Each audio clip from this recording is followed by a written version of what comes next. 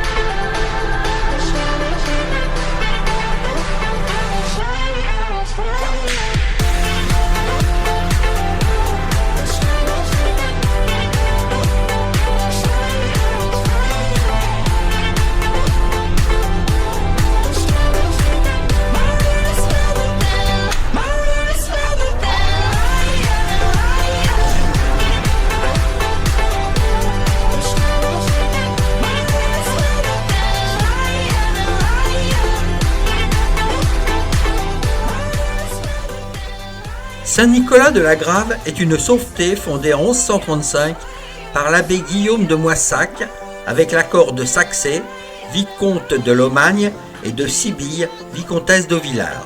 Durant les XIIe et XIIIe siècles, les abbés de Moissac construirent le château actuel, reliant avec des souterrains leur abbaye de Moissac. L'église primitive, sans doute édifiée au XIIIe siècle, fut pratiquement ruinée au cours des guerres de religion. Elle fut reconstruite à la fin du XVIe siècle, début du XVIIe. Elle possède un porche et un clocher octogonal de style toulousain, un portail où se trouvent des éléments de Renaissance. Ce château, plein d'histoire et de souvenirs, domine de ses 4 tours la vallée de la Garonne. Richard, cœur de lion, y séjourna.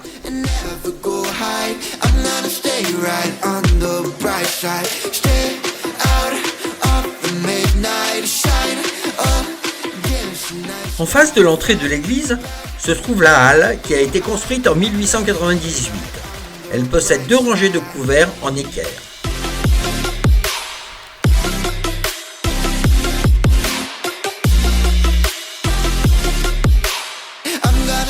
Right on the bright side.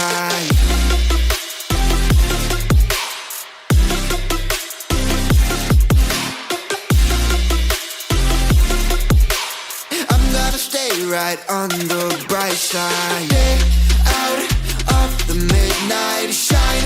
Oh, give us a night sky. Fight back and never. Placé à l'origine au confluent de la Dordogne et de la Garonne, Bourg-sur-Gironde a joué un rôle fort dans l'histoire régionale, tant sur le plan commercial que dans les faits de guerre.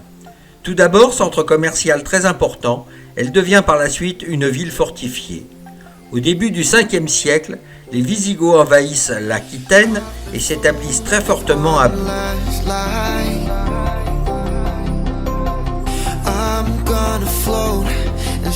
La ville de Bourg-sur-Gironde, fondée par la famille Paulina au IVe siècle, fut souvent visitée par les suzerains Charles VII, Charles IX, Louis XIII, Louis XIV. Du lieu appelé citadelle, écrivait Jean Aragon, le paysagiste peut enrichir ses cartons d'un site imposant auquel peu doivent être comparés. Dès la fin du IVe siècle, elle était fortifiée. Mode d'habitat transitoire entre la villa gallo-romaine et le château féodal, et elle devint une véritable forteresse au moment des grandes invasions, érigée en propriété royale au 8e siècle, avec l'église et l'abbaye de Saint-Vincent en son sein.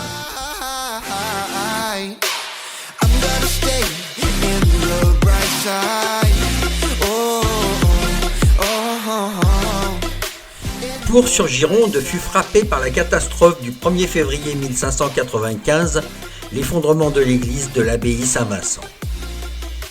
Sans oublier les violences de la Fronde. Bourg, livré aux Espagnols, puis investi par les troupes royales en 1653, avant de voir ses murailles démantelées et ses pièces de canon enlevées en 1665.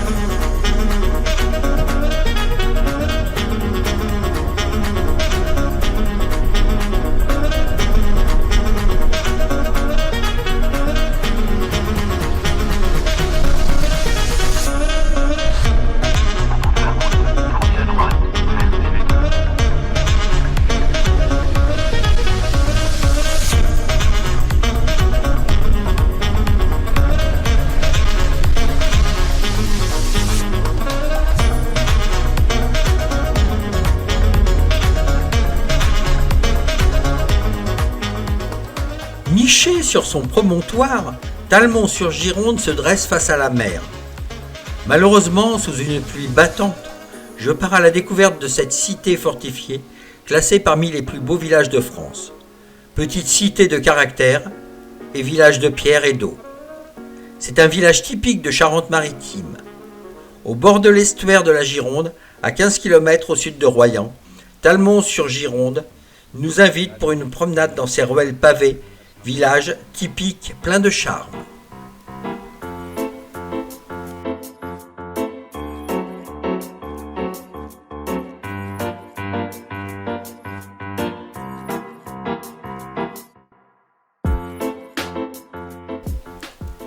Perchée sur son promontoire, l'église Sainte-Radegonde, à flanc de falaise, domine le village. On y découvre son architecture. Son chevet et son portail nord au décor sculpté en font un joyau incontournable de l'art roman saintongeais.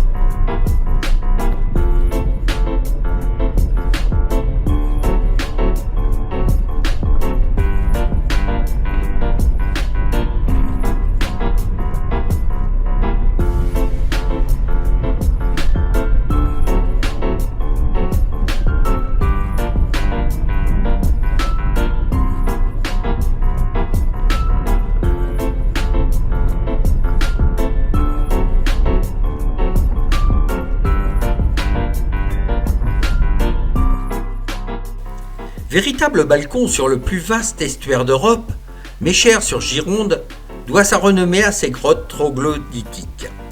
Hélas, la météo n'incite pas à la balade et la crise sanitaire actuelle bloque toute activité culturelle, comme par exemple la visite des grottes.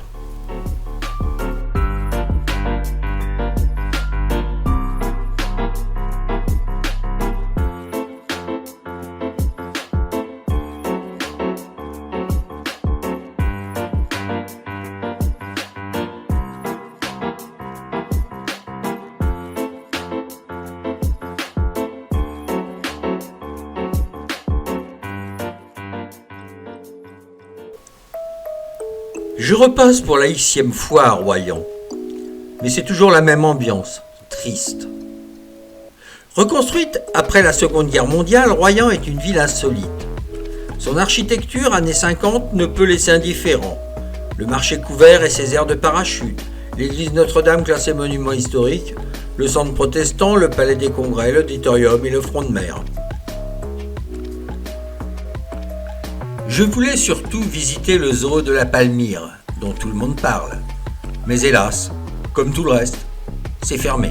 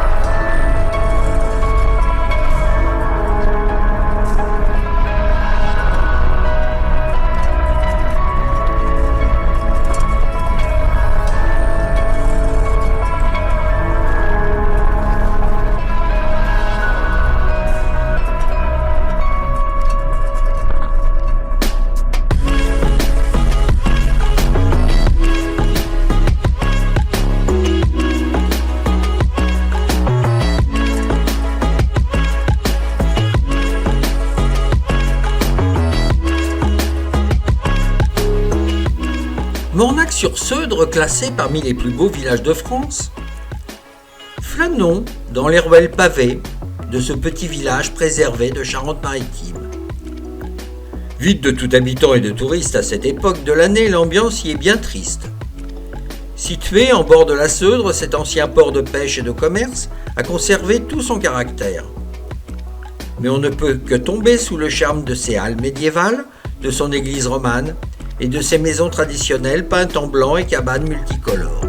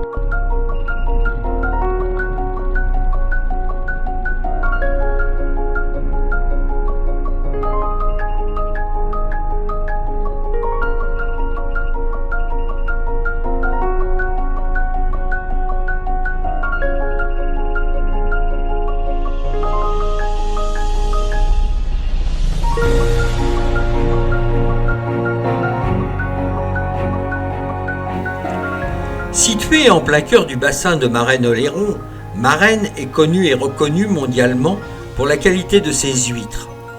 Par nostalgie d'une région que je connais déjà, un petit détour par le port de la Cayenne et surtout faire le stock d'huîtres. Selon les années, entre 45 000 et 60 000 tonnes d'huîtres pour une production nationale de 110 000 tonnes. Le bassin de Marennes-Oléron est donc de loin le premier bassin de commercialisation d'huîtres en France.